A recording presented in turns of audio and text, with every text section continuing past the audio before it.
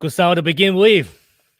And welcome to the Midday Show. I'm your host, Stephen Poon. This is our 18th episode of Spotlight Dialogue series, organized by the Special Interest Group in Circular Creativity from Integrated Sustainability and Urban Creativity Center, acronym as ISUC, also known as ISUC, at Asia Pacific University of Technology and Innovation, APU. What a good afternoon to all the audience out there. We are live on Facebook now, and we are live on YouTube too. A big wave here to all the audience out there.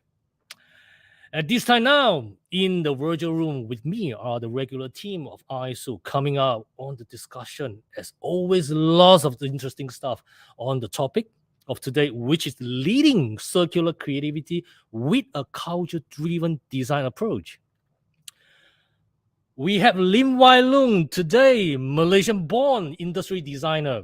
Wai-Loong is co-founder of Wai Studios, a renowned San Francisco, the United States-based product design and research company with expertise in human-robot interaction and user experience for artificial intelligence AI, IoT, Internet of Things, virtual reality VR, and AR, augmented reality, and the most cutting-edge tech of tomorrow. With more than 25 years of success, Wai-Loong and his team offer innovation in graphic interface and product design with extensive experience working with China-based businesses. Wai-Loong work has earned his numerous international design awards like Good Design, IDEA, IDEA, IF, EVE, and Red Dot. His designs have been exhibited at numerous museums, including his Sonos Sonos Sub, wireless speaker housed in Henry Ford Museum permanent collection in Dearborn, Michigan, the United States. Here we are. Please welcome Lin Wai-Loong. Hey, everybody. Good afternoon. Thank you for attending. Hi, Wai-Loong. Good evening to you in San Francisco, and it's Friday over to your side. How are you doing? I'm good, sir. So it's evening. So what did you do the whole day today? I worked like everybody else, man. Not Paying the much different. mortgage, paying the bills, isn't it? Well, I Gotta pay the mean, bills. working and doing the things you like is not that easy. Actually, this is important. I believe Right. it's not that easy to have this path for your career. So, Wai-Loong, thank you so much for joining us. The Spotlight Dialogue. Let's get started to set a scene before we get into the conversation. It's really appreciated because you're all the way from the United States to have live with us today. This is really appreciated. Okay, Wai-Loong, can you tell us a story about what brought you to this specific career path? Mm, that's a damn good question, Stephen. I'll give you a summary because otherwise it's gonna take us all night. Um, I like you said, I grew up in Penang, not Georgetown, but in a small suburb called Tanjung Bunga. It's very isolated, very quiet, but it's by the beach, which this is how I grew to love the ocean. I cannot say that my teenage years were very happy years. My family was a little bit broken, very messy, and I went to a Chinese school. And this is my advice to all the parents out there in Malaysia. If you want your kid to have zero creativity, to be the same as everybody else, go to my high school, Zhongling High School, fucking best school in the world. Oops. Anywho, that's the first F bomb, right? But anyway, it wasn't fun. I felt very I felt like I kind of like creativity. I don't know what it was, and I didn't understand what this is that I have. Right? I didn't know it's a skill. I thought I was a daydreamer, and I do not understand why I was so bad at mathematics and this and that. Right? So it wasn't until I was 21 years old that I finally had to go find out for myself. And that's when I enrolled in LaSalle College of Art and Design in Singapore, right? Mhm. I entered into the foundation course with a dream to go into graphic design when I go in the second year. And in the middle of the time, I discovered this thing called product design, and it just really seriously blew my mind. It's like, what? You can draw, and then this thing that you draw on paper become a thing in 3D. And so ever since then, my brain has been like meandering and settled on this 2D and 3D world. And through a series of stumbles and taking paths and decisions, I managed to get a job in a part-time job in Singapore at the design studio. And then my mother remarried in Canada, and she moved, and I also followed. And then so I dropped out of LaSalle. I worked full time to get some money, experience. I went back into school again in Canada in 1992 into Carleton University in Ottawa in the Mm, Bachelor of Industrial Design program. And then yeah, I dropped good out one. again. I had to drop out because I had to save money again. Mm, And I worked at Nortel as an intern, designing some telephones, and then finally mm, graduated in '96. And I ended up in California to fulfill yet another internship at a design company called mm. GEO. It evolved into a full-time job, and then in 2001 all hell broke loose, right? Recession, dot-com implosion, Yep, nine yep. 11 Mhm, thing, and then my employer went bankrupt, and thank mm, goodness I got my green card just in time, so I was able to stay on in the US. mhm. And really, there was really no choice. It wasn't like, okay, I'm gonna quit and start a business right away. It's more like, oh crap, what do I do now? I lost my job, right? Everybody got, and nobody's hiring. So I caught myself lucky. I was able to find projects freelancing, right? And within year 2, year 3, I realized maybe this is what I should be doing versus looking for a job, right? And over the years, it grew a little bit, and a little bit, and a little bit. Fast forward to today. So I promise I'll keep it short, right? So fast forward to today, I have a studio that I run. I'm not very inventive with my company name. People in the US call me Y because they couldn't pronounce Wai-Loong. So I called my studio Y Studios. So now I have a 4,600 square feet warehouse, which is about Do you want to 430 bring square us to meters. studio? Just walk down. Yes, let's Yeah, do do you want to that, do sir. that? Yeah, then we Right, can go. settle Let me down. We go can, change yeah, camera, action. yeah. Let me go Wow, downstairs. look at the studio. This is So the studio, this San is the warehouse Francisco. space. Yeah, I like the trailer. Look at the trailer. Amazing Thanks for trailer. selling. Ah, So it's amazing it's things. Yeah, look my at the studio. it's my creative space. Mm. We try to have everything on wheels, so we can move things around. Yeah, trackable. Yeah. We have the series of desks for hot desking and for permanent staff, and then we have a little breakout room, meeting room here. Mm. I like to show off this little sign because I went back to Penang and had Mm. a signboard maker make the sign for us, and then I had to ship back to San Francisco. A little calligraphy Then, there. Yeah. yeah, a little workshop where we bang around stuff and 3D printer as well. And then this is the trailer that we can have private Oh, phone calls and meetings in. I'm very proud of this. A full kitchen with a gas stove. My goodness. wow, look at Making this. cook Very and eat homey. Yeah. at. Yeah, Right. nice to work. And then this is our little IKEA shelf of products that we You're worked on promoting. before. You're promoting the brand. I'm promoting IKEA, an obscure brand from Sweden. Never heard of it. So speaking of, we have things on wheels. So these are whiteboard walls that we make from these racks, so we can make walls and for brainstorming sessions and stuff. It's a real warehouse, so I can bring my car in easily. Then you had a hybrid car as well. A hybrid car, of course. Yeah, Brie is a hybrid car. Yeah. Right, and then a little conference room. Okay. Full glass wall with the sun streaming in when it's daytime, and then this is how it looks like from afar when you walk in from the entrance. A little bit of a cozy corner. And wow, look at this. Yeah. It's nice, actually. It's kind of like a warehouse concept, but you just divide it whichever way you want. Yeah, but it's really nice, right? Yeah. I like your kitchen. I like your trailer. The trailer is great. Yeah. Okay. So, yeah.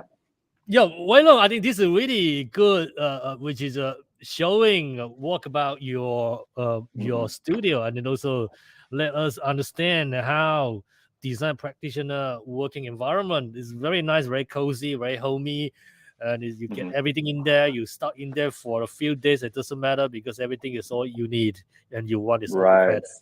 Just now when you asked me what I did a whole day, I was stuck here the whole day, but it's a nice day. Yeah, there you go. I mean, No it's really nice. I can problem. stay in the place like this for even a week, not go out. Exactly. Actually, it's fine. Right, okay, right. You mentioned about creativity. Wai-Loong, creativity. Let's look into these creativity things. And creativity has, however, long been a focus of academics in fields ranging from anthropology to neuroscience, and has enticed management scholars as well. Therefore, substantial body of work on creativity has been available to any business person inclined to step back from the fray of daily management and engage in these questions. And that's suddenly very fortunate, because what used to be an intellectual interest for some thoughtful executive has now become an urgent Right. concern for many. Mhm. The shift Yeah. to a more innovation-driven economy has been abrupt. Today, Right. execution Mhm. capabilities are widely shared, and life Right. cycles of new offerings are short. Right. Yeah. As competition turns into a game of who can generate the best of the greatest number of ideas, creativity designers are being asked pointed questions about their research.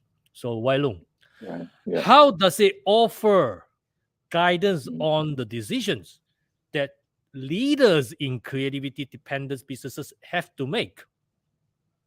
Mhm. That is a very loaded question, and is I be honest, it's very hard to answer, right? I think innovation needs creativity, but creativity also need innovation. They go hand in hand.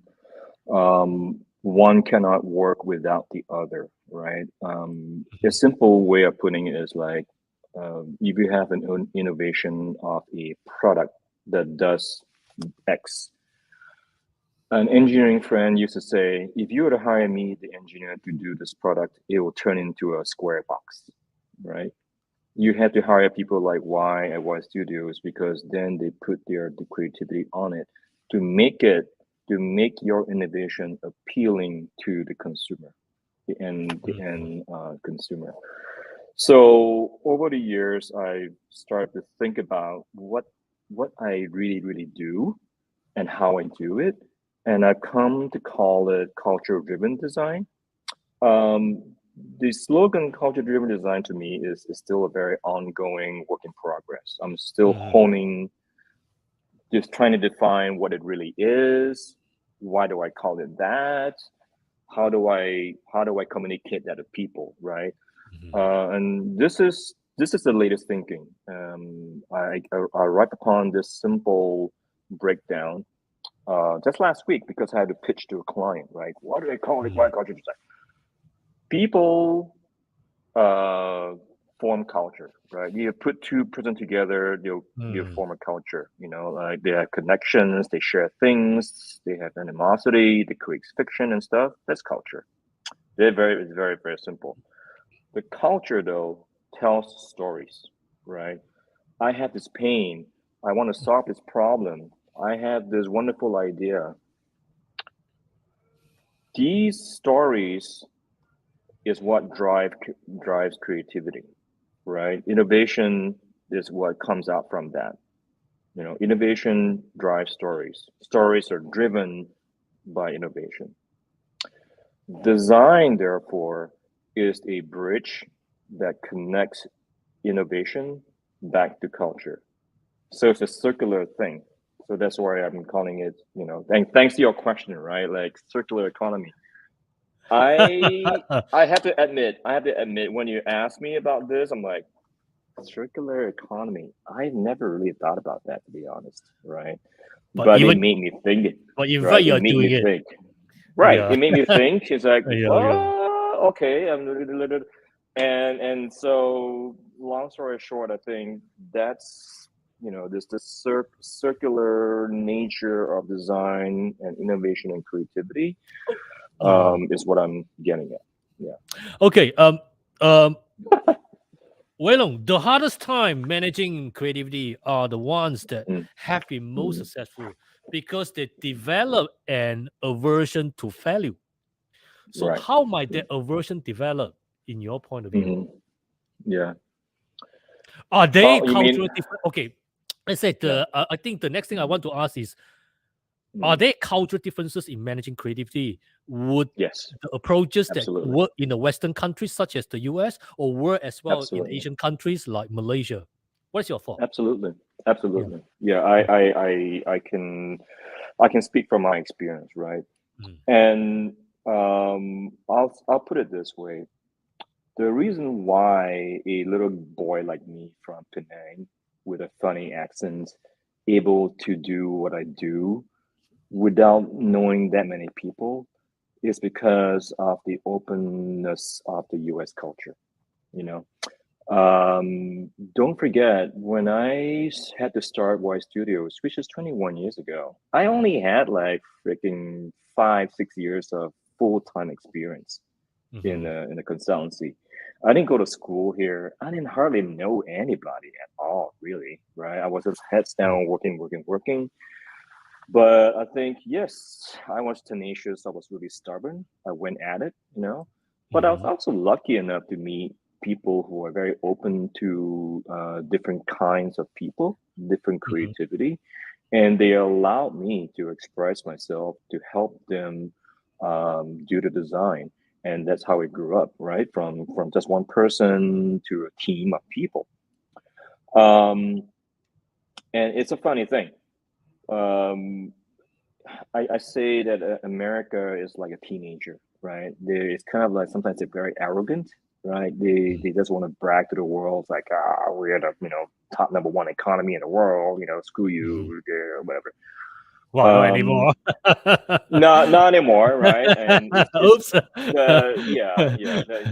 exactly, right? Yeah. Whereas the neighbor, right, the neighbor Canada is Mm. is more humble, right? Is more Mhm. like empathetic, right? And I was Mm. lucky enough to live there, right? I transitioned from Asia to Canada and then to the US, and so I see everything. Okay, to answer your question, I feel like I have Chinese client, right, and a lot of Chinese clients are still very top down kind of management, right? Mm. They make you work with their program manager. You deliver the concept, then the program manager brings it up to management. Hey, sir, this is what Y Studios did. What do you think? Manager comes down and says, oh, change this, change that. Manager says, hey, Y Studios, the boss says they want to change this way. You ask the Mm. manager, why did your boss say that? Why did she or he say that? How come? I don't know. That's what the boss said. Can you please change it? Right. Mm. Whereas in the US, it's like, I'll give you a good example, really good example. Sonos, right? The Mm. founder, John McFarlane, when he first hired me, and he told the managers like, look, I don't know design. I'm hiring you guys to take care of it because you are the expert. Just go do it. Report back to me what you've done. I'll give you Mhm. my opinion, but you lead the program. It's very very different, right? So Yeah. my interaction with the CEO or founder is quite actually minimal because he just Mhm. trusts us. Like he just like do it, and guess what? Like we work for 10 years with them, designing all these products, right? Mhm. Um, but I mean, having said that, the culture in China is maturing, right? We are now working with a client now. I can't tell you who they are yet because we're Okay, still no work in problem. Okay. progress. I know that. Mm. But he's from Guangzhou. We've been conversing, talking to each other, and doing it for 3 years now. Mhm. And he almost has complete trust in me. It's like, you guide us, right? So we've done branding for them. They just launched it last year. We did the research for him. Like we told him like, this is what consumers in the US are saying and doing and buying, right? Mhm. And based on this data, this is how I think your brand should be done, right? Not the So we did a whole complete brand refresh. Mhm. We help them think about who they are and how they want to express themselves to the world because their market is actually Mhm. minimally Chinese, but majority is outside Mhm. of China, right? And now we're going to be entering into doing the industrial design of the products. Mhm. And he's very respectful, right? He's it's really bad to say westernized. Mhm. I would just say more open now. Mhm. We've also worked with European companies, right? And I feel like European companies um, sometimes they are maybe a bit modest, too Mhm. modest, right? And they don't want to go out there and stick the neck out to do Mhm. fun stuff. So I have all these different kinds of mentality, and I have to use my very low level emotional intelligence to help manage them and guide Oh, them, right? this is the Sometimes key. you're a nice guy, EQ, right? Sometimes, yeah. right? Sometimes you have to be a nice guy. Sometimes you have to be an asshole and say, Yeah, no, yeah. you're wrong, right? You're wrong. I've done this. It's like, my God, I hate to do it, but it's like, I've been at it for 25 years. I know my shit. Sometimes. Absolutely. Okay. Yeah. Right. Let's look at slightly dive into a little bit deeper, which is just now you Yeah. mentioned about circular economy. Yeah. Circular oriented innovation commonly requires collaboration. Yep. Collaborative processes are, however, highly researched within strategic management, therefore offering valuable insights. I think Mhm. the aims to stimulate practitioner designer like you to further demystify collaborative processes to accelerate the transition towards a circular economy. Right. So, Wai-Loong, what processes do companies, your company especially, undertake when designing and implementing collaborative circular oriented innovation? Mm. I think by nature of what we do, industrial design is by nature you have to collaborate with people from day one.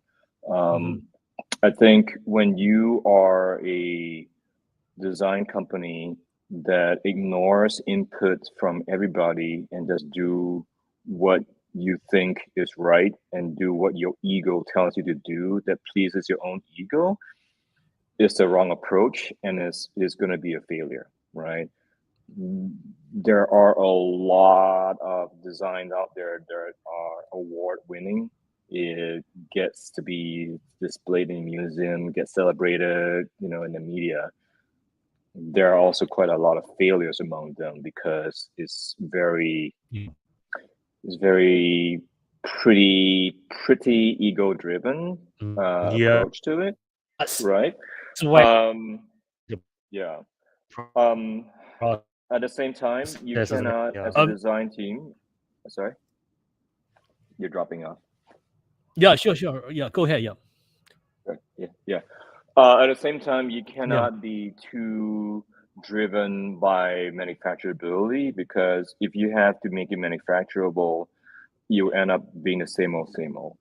So, Mm, you have to inject your process with creativity. It's like, what is the newness to this approach, right? Everybody's doing ABC. What is you're trying to bring XYZ to it, right? Um, mm, and I think the key to making a successful design is actually getting the right kind of people, right? And you have to mhm, choose your partners carefully to bring to the table. An engineer that is very design friendly, they understand exactly why you're mhm, doing it this way versus saying you're crazy, you mhm, cannot do this. Is a way to do it. Yeah. Um, Circular economy, I think it has to come from a lot of people, right? Just by designers mhm, saying that, I think it's useless. I think the client has to be very aware of what they want to do and think about what happens beyond the end of life. As much as you want to design a product that's super durable and long lasting, you have yeah, also to product think and about life. like, Yeah. okay, Mm, right. Like mm, what do you do with it after it's done, right? Inevitably, mhm, can you tear it down? Can you recycle? Can you reuse? Right? How do you tear it down? mm. And so forth. Yeah. Okay. Well, in general, can you describe how you work with the culture-driven design in Y Studios, Yeah. or what type of How? activities and projects do you undertake that are related to Right. culture-driven design, for instance? Yeah. How? I don't Mm, try, to be honest, I don't try to bang it over people's head, right? The only time, one or two times that's even mentioned in the entire process is probably the first time I pitch to the client. I send a portfolio and I say what it is. And then during the mhm, kickoff, I'll remind them this is why we're doing it. And then we'll say, yeah, let's go dive into the culture and understand the users in the influences of the user. Mhm. I don't try to enforce that rule over my teammates because Mm. if you keep repeating it, it turns into Mhm. mush in your head. It doesn't make any sense anymore. They get really bored, right? But what I do Mhm. is I actually watch over our process and make sure that I deliver the kind of the quality that is deserving of the result, right? And that's how I do it, right? And whenever you research into consumers and the market and everything, you're doing cultural studies, really. You're researching into Mhm. culture and you want to see how things Yeah, are exactly. connected, right? Yep. Yeah, and the market also provides data as well, right? Is it, sometimes it's very simple, very straightforward. Sometimes it's very complex. Sometimes you Mm. launch and you realize, oh crap, we were not that right, and then you have to go to version two. You Mhm. it's a meandering path, right? Sometimes it's extremely successful. Yep. Sometimes you stumble and fall. Mhm. Okay, Wai-Loong, in project specific, can you recall a project Mhm. that you consider has been successful in terms of circularity? Um, I worked with a company called Prosec in Mm. Switzerland. It's not a consumer kind of a product, but instead is designed for engineers and technicians to use. So they have Mhm. technologies like radar and ultrasonic to detect the flatness of the product or the surface, cavities Do you have or anything to show? wires behind a wall. Yes. So um, you know, this is called a pundit, right? So Mm. is Okay. using a technology to detect cavities Mhm. behind a flat surface. I bring Mhm. this up because this is one of the companies that actually does repairs, right? Mhm. Because this is not a cheap product. It's quite expensive. Mhm. So as part of the agreement, the company that buys this product can send back, and then you can unscrew this, right? And they will change the circuit board inside and assemble it and send it back to you. Mhm. So to me, I like that kind of circularity, right? Because you as a client, as a company, you're responsible for the quality of the product, and you're willing to take it back, fix it, and send it back, right? Um, Mhm. but honestly, it's only because of the price point and the Mm. technology in there that enables that, right? Um, for some other kind of products, is very hard to withhold a promise, right?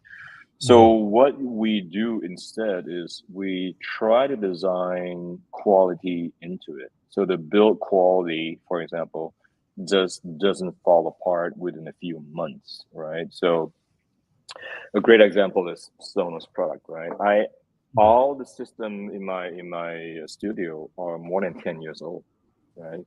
And um, it's designed such that the firmware and the software gets updated through over the air, right? So the capabilities of the product can be updated through Wi-Fi updates, and the product improves over time, and therefore the lifespan of the product is pretty long, right? And I like that, right? Because um, it prolongs the usability of the product, right? Mhm. And it actually makes a user treasure the product. It makes a Mm. user really proud of it, and that to me also influences how I design a product these days, right? I try to Mhm. imbue the solutions with a timelessness to it. Mm. It's very subjective, right? But Mhm. I try to envision myself like, would I Mm. still want to have this around in my house in 5 years, in 10 years? Will I get Mm. sick of looking at it?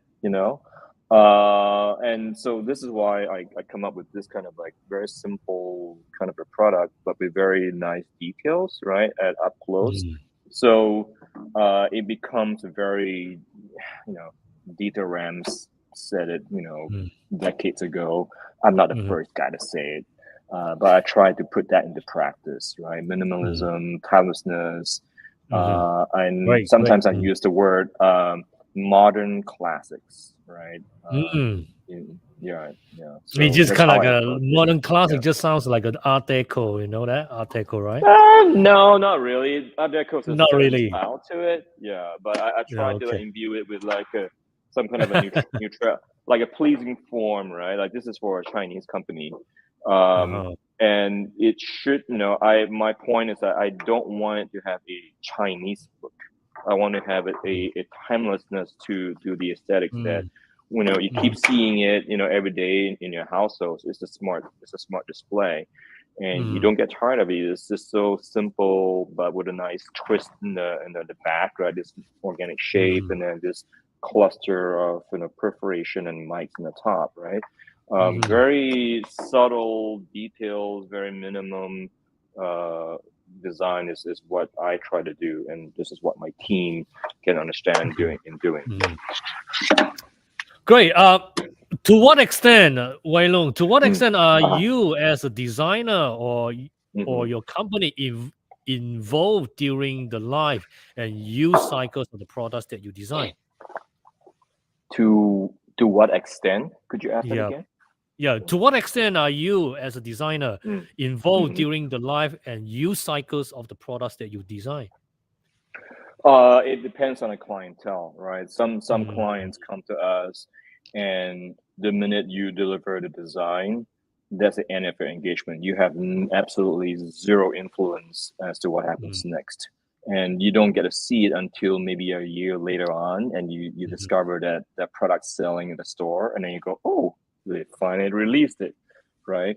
But mhm, but sometimes, again, I'm going to cite clients like Sonos and Prozac because it's a multi-year engagement. That's when you can learn, right? Oh, we mm, did this product and it's sold well because of this, it's sold well because of that, but now the mhm, customer wants this. Let's go, let's go do that, right? We have a target mhm, to design for, mhm, and have the so-called roadmap to mhm, design for. So we like that. We like to have. I mean, of course, repeat business is nice. It means that you have to do less legwork to get the money, mhm, to get the business, right? mhm, But it also means that you have this long-term engagement with them, and you understand what you did, and you become responsible for your output, and you mhm. work you turn into you're working alongside the client and not for the client, right? Because you're in it together, you're co-invested in the success of the product. Well, what is your experience so far? Do you see as the most significant barriers to designing solutions for a circular economy? um there are a lot of barriers. I think it's sad to say, but I think the barrier is ourselves, right? We are Mm, so, I mean, I always use I always use fashion. Is mm, I not to deflect my responsibility, but I'm just saying fashion is a really good example because mm, everybody wears clothing, right? mm. Everybody in the 21st century, the modern world, for the most part, they wear clothes. They've heard of Uniqlo, they've heard of H&M, they've heard of Zara, but they should also be aware of what they call fast fashion, right? Mm. Consumerism has become a pastime, and you don't put thought into what you're buying anymore, right? You put Yeah, thought into unfortunately, very, in the very, 21st century, yeah. very, very short term kind of Yeah, yeah, yeah. outlook. And I mean, I'm pretty sure you've seen like photos of this tons and tons of clothes, right? Yeah, yeah, That's been like going to charity, going to third world countries and stuff. yeah, yeah, yeah. It's all us, right? And we're Mm, so used to paying cheap pricing mhm, that 10 years ago, when you look at H&M and Zara, you think, oh yeah, it can't be any cheaper than this. It's amazing, right? And now you see the Shein, I think it's called, right? It's even cheaper. It's such a commodity now. It's so fast that it's trained our brain to chase the cheapest for the best. And I Mhm. think we're doing ourselves a disservice. I think we need to like take a step back and think about, well, do you really need it? Is it necessary? Right?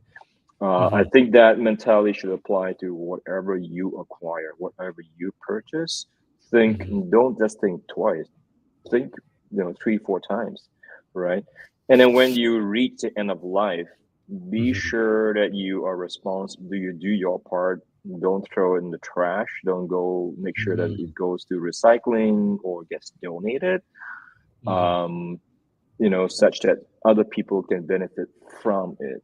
Um, and I think it's a lot to do with government policy as well. Like you Yeah, just can't indeed. Yeah. talk about it, right? Government has to enforce it and introduce things like recyclability, Mhm. in every city, in every village, in every town, every country. Mhm.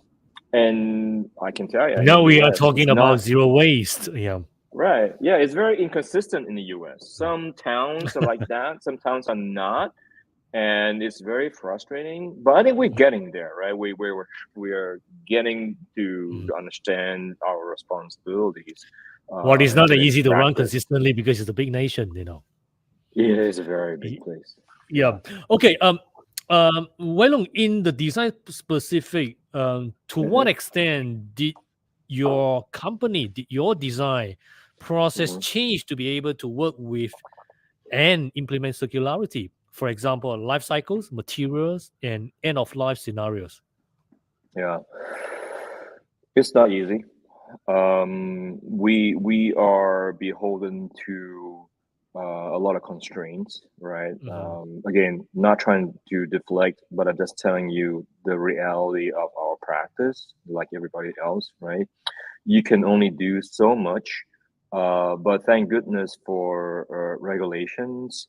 Thank goodness for vendors who cannot do certain things because they are prevented by their countries, have restrictions to do X. So therefore, that tells you you shouldn't be doing that, right?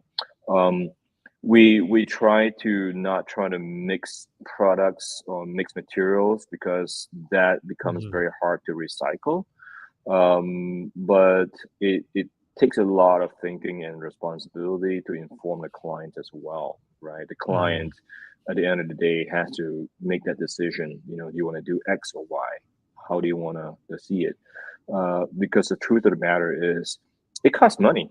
It costs money to sometimes, if you want to be responsible, right? I think Mhm. to be recyclable, it costs money to be able to tear it apart, right? Mhm. And you have to think about toxic waste too, right? You're painting a product is again, the Mhm. vendor is constrained by Rojas regulations, so they don't do they don't output sell toxic paints, thank goodness, right? And that Mhm. in turn translates to how we are applying it, uh, but we can always do more. Mhm. I've been to enough factory to see a lot of amount of waste in the corner of the factory for all the rejects, right? Mhm. You have to design responsibilities such that the yield of the assembly is high and there's lower reject because if the yield is low, that means there's a lot of reject rates. There's a lot of waste going into the landfill, recyclability, and energy costs to do so. Mhm. Um, for your personal development, have you acquired Mhm. specific knowledge or skill that enable you to better design for the circular economy? My outlook is back to what I was saying, right? I always try to design for longevity.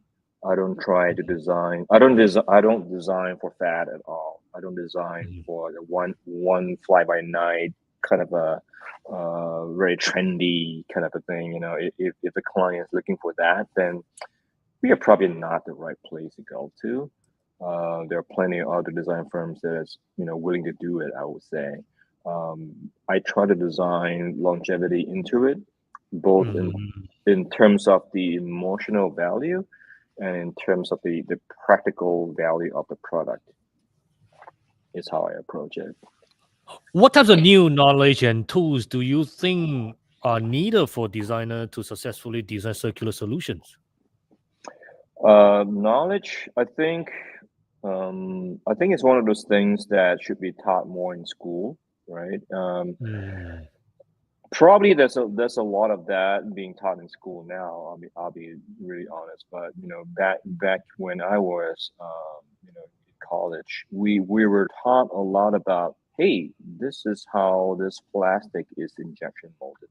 You're using PC for this kind of performance. You're doing that, but we were never taught about, like, okay, what happens after that? How do you tear it down? Uh, yeah. it's one of the many things that's a lot of gaps in our education, and we were, well, kind of ill prepared for the real application of our knowledge when we graduated. In your point of view, Wai-Loong, what do Mm. you see as the role of designers in supporting the transition to to circular economy, especially nowadays? I think the key word is responsibility, right? Mm, You are responsible for your output, socially and responsible design, right? yeah, yeah, Hmm. you're responsible for what you're doing, and you're not. Um, Here's the thing about design, right? I mean, Hmm. specifically industrial design is Hmm. really not designed for your own ego. You're Mm, designing for people, right? I always mm, say it's the three things. You're trying to balance your own passion. You're working with people, but for the mhm, client's profit. So people, passion, profit, right? It's a dance.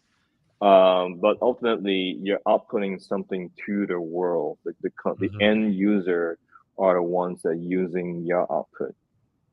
They're also very, very important too, is in between your design output and the end consumers, there's a bunch of people in the factory that is making your product.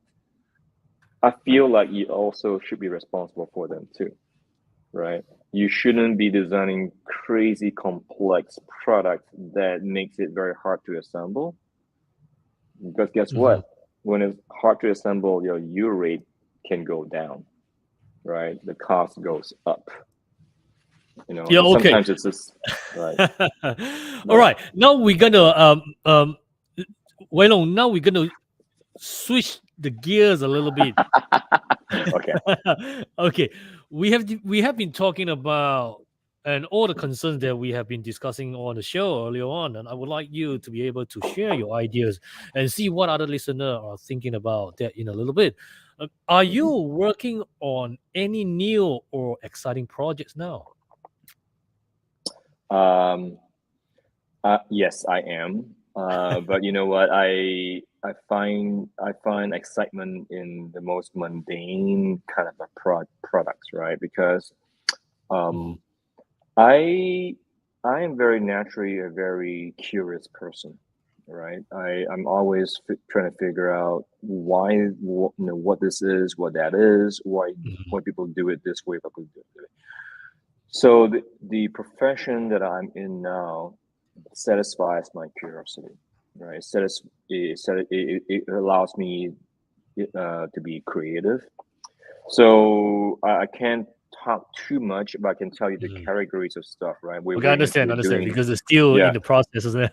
it's still in the Yeah, process, right? yeah, I understand. I know that We're doing a PNC. wearable, we're Yeah. doing a wearable design. We're Mhm, doing a digital mm, testing machine, right? It's mhm, not used by consumers like me and you, but it's used by engineers, and it's very exciting because we're imbuing it with very nice aesthetics, such that we hope that the mm, electrical engineers who will use it, unbox it, and use it will mhm, find delight in the utility and delight in the aesthetics.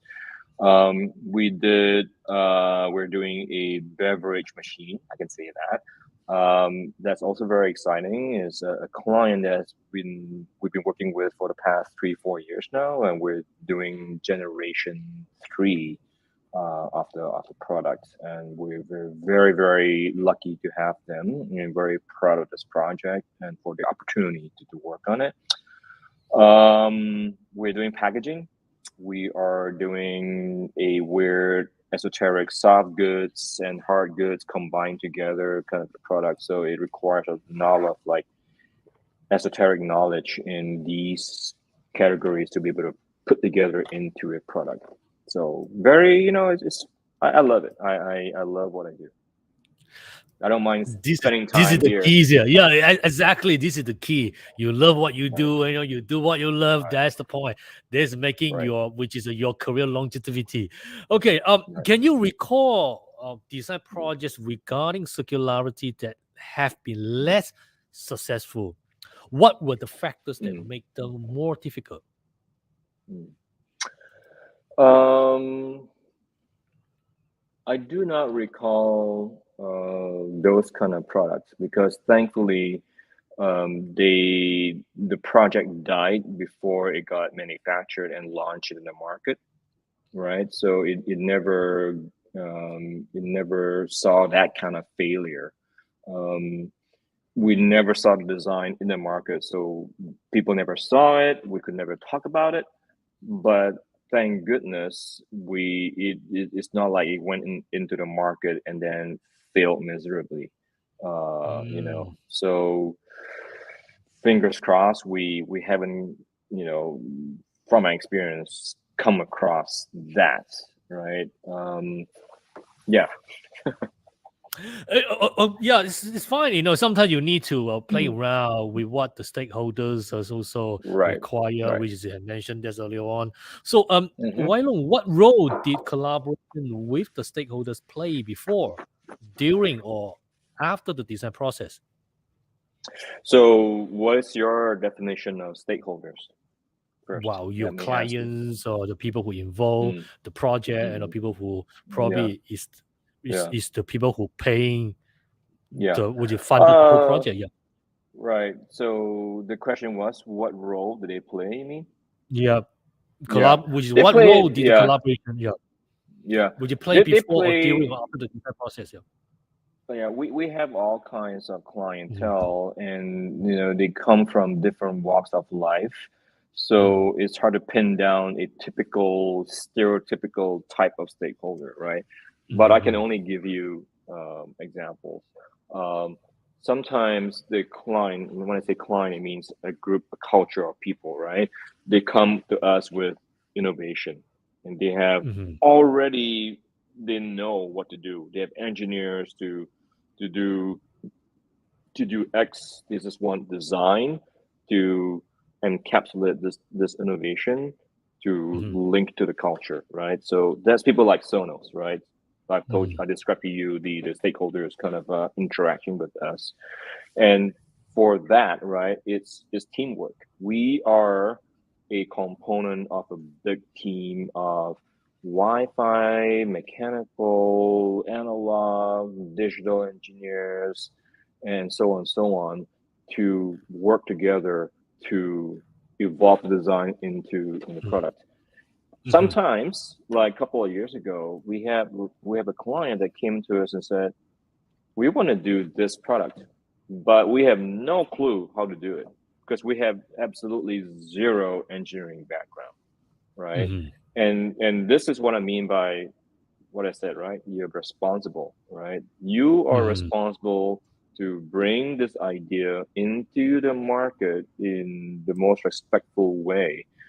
So that example is actually this one. This is a company called Bright. Is it blinking? mm. Yeah, it's blinking. Yeah, I can see that. Yeah, So, from here. so I'll turn it off. So it's a therapy light for people with mental uh, decline. Right? They came to us Mhm, saying, and this is why I like my job. Right? It's like, a did you know that our brain operates at 40 hertz? 40, if our brain rhythm, the gamma rhythm, it flickers at 40 times per second. People who has mental impairment, like they have plaques in the brain, that causes Alzheimer's, for example, or dementia. Their brain is not firing at 40 hertz. Yep. A external influence like a light or a sound that flickers at 40 hertz can help, right? It cannot cure, but it can help stabilize your brain, and to be healthier and mitigate the situation, like slow down the mental decline. And they came to us, it's like, we've done version 1, it sells pretty well, but we want you to help us get design version 2, right? And yes, I had to immerse myself in the culture. Who are these people, right? What kind of environment is this product going to be going into, right? And I had to be responsible because the client had no idea how to get it in manufacturing. So I had to bring in partners in China, right, to do and find a factory in China, and together as a team, and we were all stakeholders. We were all responsible to get the product made, and we got it done in a very short time frame. And this is all during the pandemic. I never had a chance to go to China at all, right? So we had to depend on trusted people on the ground in China to pull it off, and we did it. And the design I want to point out is we don't want it to become a medical product. We want it to be looking like a contemporary, nice, clean aesthetics, right? Modern, with the function of being able to tilt the thing, because this is what a client want. We want to be able to point the light upwards to the ceiling, such that the light is in your person's peripheral. It doesn't have to be directly in front of you. We want to be used at home, in the office, senior home. We want it to blend into the environment. We don't want it to look like a medical thing at all, because it stigmatizes the users, right? So we mix it all in our head, and then we came up with this design where it is modern, right? It's got all the dials. The dials are intentionally this big because people with arthritis in their hands can still grab and twist it. So all those things are very well considered, and we're pretty proud of it, because it serves people in a very what I think is a very pleasing. What is the story behind it? Right. It's always about the stories, right? Yeah, exactly. The product is, all the product design, the process is about the story behind it. Okay. It is okay. Wai-Loong, it is important to understand at the onset what problem a product or a piece of software is being designed to solve, as well as the intention. So once you determine a path forward, start considering what users want out of the end product. So who within your business, partner network, and external stakeholder community should play a role in defining, engaging, and implementing your circular strategies? Who? Again, it really depends on, there is no one solution. It really depends on the maturity of that innovation, of that product, of that idea before it came to me, right? Sometimes the idea is just an idea. Like, we want to solve this problem, but we have no clue how to go about doing it. Or, hey, we already know how to do it. We just want you to craft the design to make it appealing to the culture, right? So I don't have a one answer, Stephen. Like, it's like it really depends. But we know, I know this is really subjective, right? really. Right. We know the right kind of people to approach, right? Sometimes it's like, and a good example is like a medical product that we were working on. It's actually being manufactured in Penang, by the way. As a client right here. Yeah, it's wonderful. It's a medical product, right? And they've already released generation 1, and they came to us to say, well, we want to do generation 2, but with a difference. We want you to help us solve these following problems. And we did not start sketching right away, right? We had to go out and find out, well, what is the problem? Let's go learn about the culture, right? Like learn about the user. In this case, because it's during a pandemic, we recruited people through the client's help, talk to Mhm. doctors and nurses and understand, okay, how did you use this? What are your problem? What are your pain points? How do you solve it, right? And then only then we created the concepts, and then we sent it out again during pandemic, so we don't see face to face. We sent out a 3D print and say, well, we think it's about this, ABC. Tell us what you're thinking. Would you use it? How would you hold it? How do you use it? And so on, and that informs us in a very cyclical manner. It's like, okay, so because of that, we should be doing this. But there are also other inputs too, the engineering requirements, right? The Mhm. manufacturability of that. We wanted to have a circular screen, right? And Mhm. guess what? There are only a few suppliers in the world that can supply that kind of screens. And guess what? Price concern. Guess what? The MOQ, the Mhm. minimum order quantity, Yeah, and yeah. so on and so The on. cost, It, yeah. right? It will all your selections that was wide before became so narrow, and then narrower and narrower. It's like, well, these are only two, so we have to redesign our sizing to match that particular component. And that's Mhm. how it is, right? You cannot say design is this way, it has to be this way or else, go execute. Mhm. We can't do that. We have to be respectful of the process and what's available in order to serve the client that can then make a profit for the end user. Okay, where within your business can you take the first step in implementing circularity? I think from the first conversation, right? I think Mhm. you have to have it built into the PRD, the product requirement documents, because Mhm. that's what guides the end result.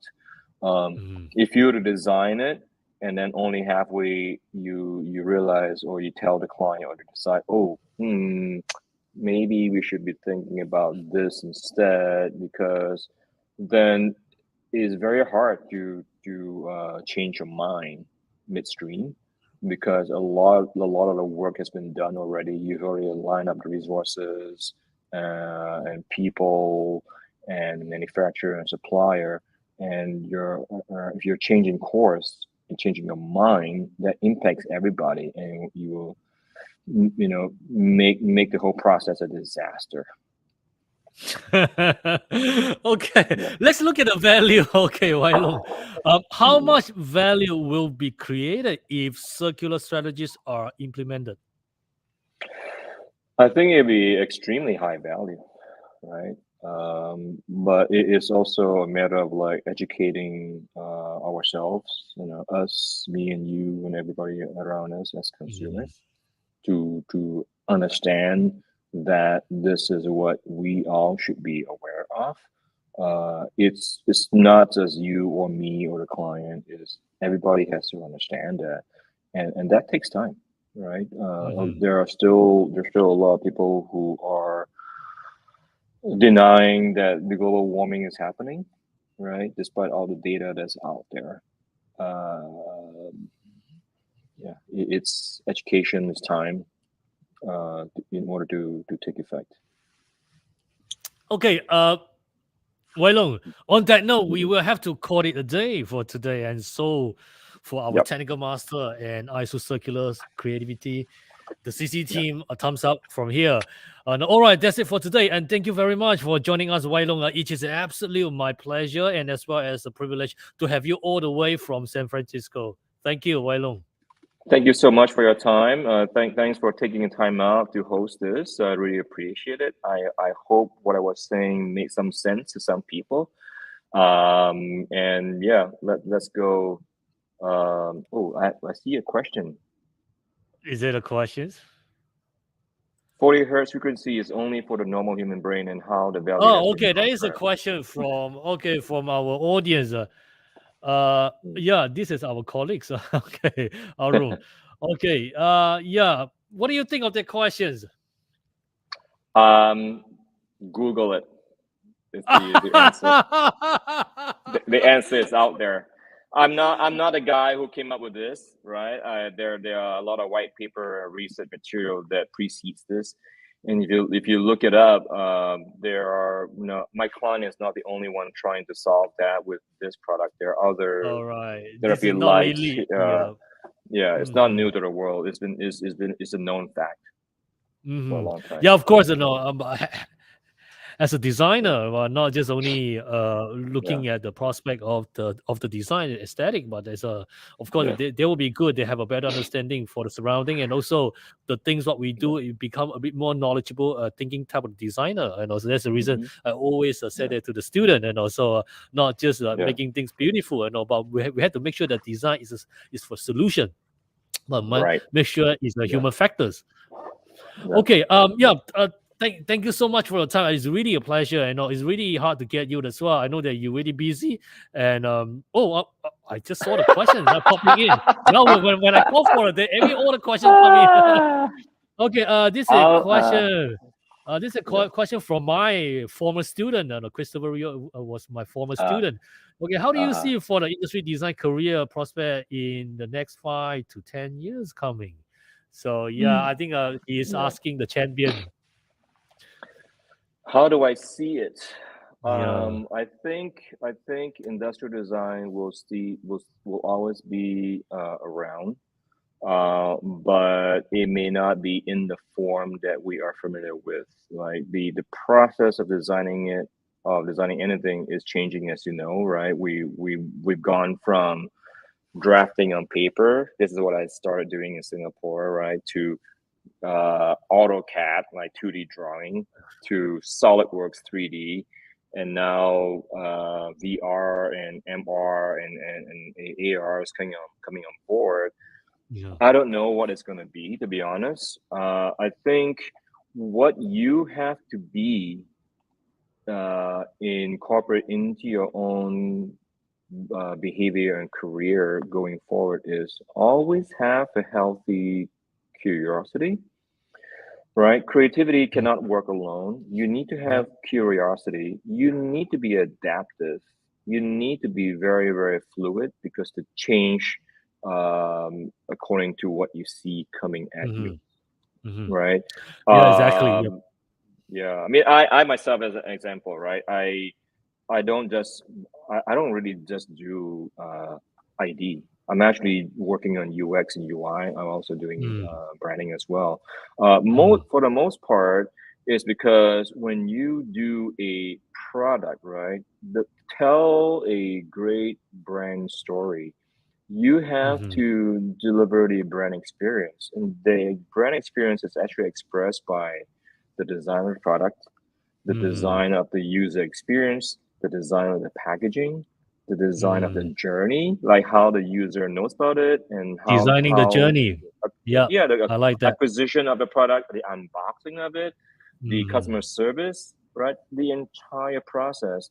And sometimes I get involved. Like I was a chief design officer part time for certain clients, and we have to I mean, I cannot do it all, right? It's like, but I say to them, it's like, look, mhm, this is broken, right? You when a customer comes in and say, hey, I have something about this product, sometimes they don't know where to go, right? Or they know where to go, but the response is so cold. It's not a complete experience, and you lose them as mhm, a customer because then they will not be your ambassador. They'll be your enemy. They'll tell the world, mhm, don't buy the product anymore, right? So mhm. Yeah, yeah, yes, you're right. Actually, in the research prospect, so yeah, curiosity it creates problem statement. So I think this is really important to have the curiosity. You started to know that why is it bothering you. So why do you yeah, want to do what you do actually? So this is yeah, important. And also you're talking about interdisciplinary. So Right. yes, it is. You're doing UX, UI. You are crossing. You are inter Yeah. between the field. This is important. So it's not just solely for one prospect of the design. This is what I always said to the student. And more Mm. importantly, is being human factors. So human centric Mm. principle. This is the keys here because you are not Very doing simple. Yeah. yeah, you are not doing the design just for the sake or just for the displaying piece, but rather Right. you're serving the community to solving the problem. So yeah, Mhm. definite emotion to be inclined into the Right. order, product Yeah. design, industry design, whatever you're just showing us, right? It's all about the emotion you need to play with. How does it reflect to the usage of the consumer, which is of the user? Yeah. Okay, I Yeah. think really great. Well, this is fantastic. Really, really, I can talk to you another 24 hours. So we can talk Easily. about even Easily. we can you and me we sit down together. We can talk about another 24 hours. We can talk about even music. So our passion Right. is about music. So we talk Right. about anything on music, design, all the things in the arty work. So yeah, thank you Mhm. so much. Really, really pleasure. Thank you, Wai-Loong. Thank you, everybody. Thank you, APU. Thank you, ISUC. Right? ISUC, ISUC. Yeah, ISUC. Sorry, ISUC. yeah. Thank you, ISUC, for hosting this. It's appreciate very much. Have a good day, guys. All right. Thank Yeah. you, Wai-Loong. Right. Let's sorting out some of the notes here. Try to put it together. How can we conclude this then? Okay, yeah. A little sharing here. The impact of culture on creativity is typically manifested in three ways. First, people from a different culture or setting have distinct implicit and or explicit conception of creativity, like what Wai-Loong just mentioned there. Second, individuals from a different cultures, particularly those from individualist and collectivist cultures, show differences in preferred creative processes and creative processing modes. For example, usefulness seems more important than novelty in the East Asia Pacific region, especially. Whereas a novelty seems equally important as usefulness, if not more so, in the West, when they are engaged in the creative endeavors. Third, creativity may be assessed using different measures based on culture related contents or materials. And findings are accurate only when culturally appropriate or culturally fair measures are used. A couple a couple of hypothetical questions here. It just come into my mind. What do we know about materials and the creative practices they evoke? This is something we need to keep asking ourselves, especially for those who are practicing design. How does the digital transformation of life affect our relationship with them? Their value change and culture, their use and semantic content. So this will be a good question to walk away today. So think about that. Every time when we deal with design, not just only that, the feedback from the clients, those are the things which is that you can hear from Wai-Loong just said. In the meantime, recognizing the need to promote eco design, designers to propose circular design or circular creativity solutions that promote the sustainability and circulation of products, materials, and services, just like what Wai-Loong just has shared a lot, his professional practice. Likewise, capacity building of ecosystem will support the R&D, research and development necessary to find appropriate solution in the areas of technological, social, and business model innovation. Well, that's it. Well, I'm not ready to say goodbye for 2022. Every episode inevitably come to an end, but that doesn't mean it's easy to let our favorite topics go. We are so grateful that our live podcast has been able to deal with issues and topics that have really connected to SDG, ESG, and even CSR. It felt good. It felt accomplished. It felt like we had been given this opportunity to close things out respectfully, wholeheartedly for the Spotlight Dialogue in 2022. We are grateful. With that, Spotlight Dialogue series organized by the Special Interest Group in Circular Creativity from Integrated Sustainability and Urban Creativity Center at Asia Pacific University of Technology and Innovation, APU. Till then, take care, everybody, and each other. Happy weekend, and I see you next year.